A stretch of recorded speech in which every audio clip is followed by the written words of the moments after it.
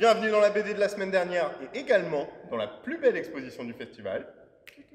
Aujourd'hui, je vous parle de La Voix des bêtes, la fin des hommes.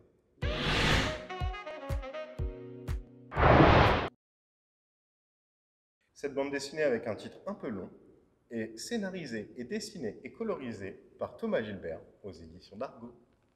Et pour me sublimer dans cette vidéo, aux transitions, mes deux sublimes courtes échelles. Mais je comprends pas. De quoi parle cette histoire? Je vous le dis, je vais juste poser un contexte. Parce que je peux pas résumer cette BD, sinon je vais trop vous en dévoiler et moi j'ai adoré découvrir. Mais en clair, on va rencontrer Brunhilde, qui est meneuse de loups, voilà, et Paulin, qui est commerçant, qui ont deux personnes qui ont deux visions vraiment très très différentes de la vie et qui vont s'associer pour parcourir un monde en désolation. Coucou, c'est moi le joyeux luron qu'a cité Axel tout à l'heure. Je suis devant de la rubalise. Vous savez ce que c'est la rubalise? C'est un matériau assez noble, j'ai l'impression.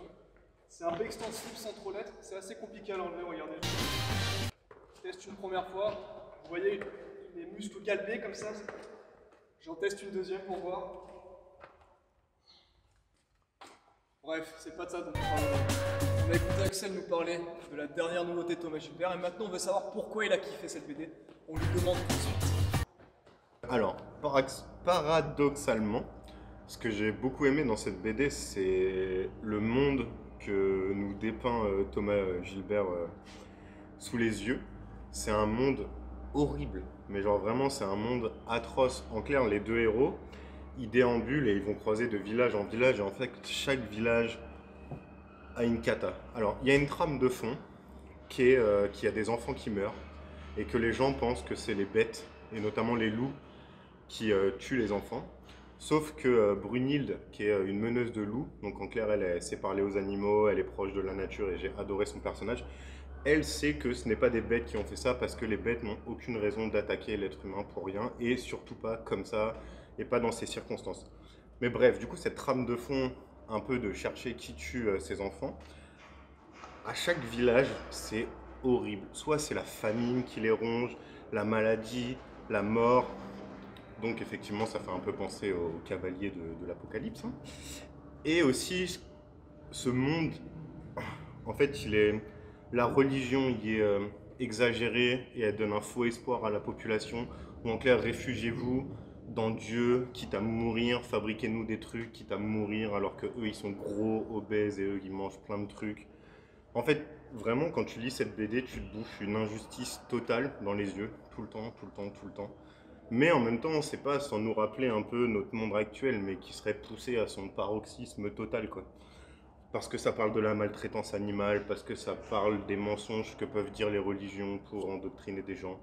En fait, du coup, c'est un mélange de tout ça, et c'est fait avec l'œil et le trait de Thomas Gilbert, que moi j'aime vraiment, vraiment énormément.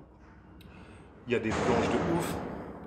Il est très fort pour faire tout ce qui est iconographique religieuse, genre des halos de lumière qui vont descendre sur des gens, des créatures bibliques cheloues. Enfin bref, c'est une BD pas très gaie ni joyeuse, mais en même temps qui aborde des thématiques très importantes, telles que l'injustice et la violence, avec l'œil de Thomas Gilbert. Donc voilà, c'est une pure BD en fait. Deuxième point qui n'est pas un point très objectif, mais lisez du Thomas Gilbert. Tout ce qu'il fait, c'est fantastique, que ce soit en jeunesse, en adulte.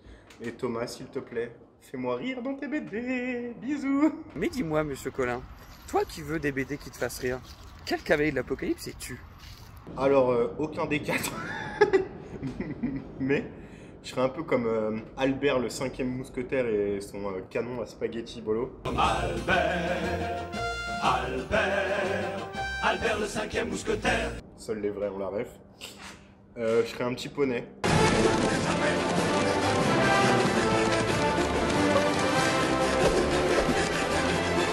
Derrière les quatre là qui vont aller semer mort, famine, pestilence et tout ça là. Moi je suis un petit poney qui gambade dans les traînées de la mort des quatre autres. C'est fou d'être aussi charismatique et intéressant. Merci à moi-même pour cette super chronique, franchement. Bon, et pour vous montrer à quel point je suis trop balèze, parce que je suis pas trop balèze que L'explication, je suis aussi trop balèze dans ma musculature. Regardez. Je porte des rochers. Plus sérieusement, merci beaucoup d'avoir regardé cet épisode. Des bisous et à dans 2 semaines prochaines. Et tout de suite, pour finir cette vidéo, nous allons demander à Axel une anecdote sur le festival. Tout de suite. Alors, je sais pas si on peut appeler ça une anecdote, mais plutôt un ressenti. Donc en fait, le festival, on y travaille pendant longtemps, hein. C'est quelque chose qui est en fil rouge de notre année. Du coup, c'est des mois et des mois de travail. Et du coup, le samedi à l'inauguration, quand les portes s'ouvrent et qu'on voit la file de gens, c'est toujours une émotion très forte. Sauf que, ce qui est un peu rigolo, c'est qu'à l'ouverture, il n'y a que des chasseurs de dédicaces. Et du coup, cette sensation très forte se transforme en quelque chose de très rigolo. Car j'y vois une course de gens.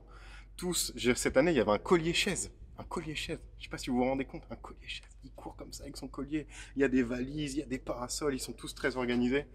Donc voilà, en fait, l'ouverture du festival, ça représente à la fois beaucoup de plaisir de voir des gens et beaucoup de moquerie de ces personnes.